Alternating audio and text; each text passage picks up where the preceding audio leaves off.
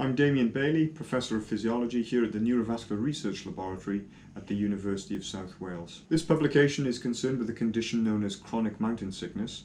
First defined by Carla, it affects 20% or up to 140 million natives living at altitude in South America and Tibet.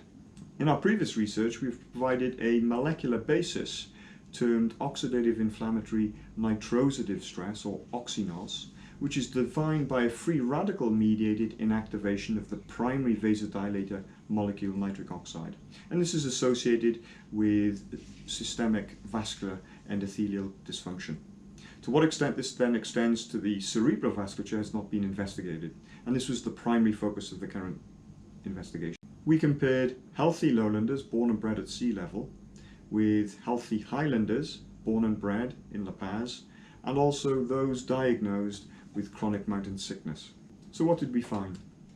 Well, in those patients diagnosed with chronic mountain sickness, they were more hypoxemic, they had a greater reduction in antioxidant defenses and an increase in oxynos, impairments in cerebrovascular reactivity to carbon dioxide and cerebral perfusion, and these findings collectively translated to an impairment in cognitive function and symptoms of depression and dementia.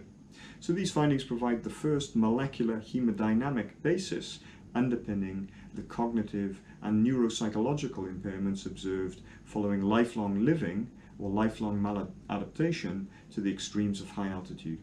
And identifying these patients may help for targeted neurological support in future studies.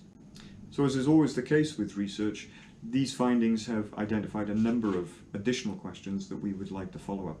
Our current focus is understanding why this physiological continuum of free radicals exists, beyond which pathology such as chronic mountain sickness can then develop.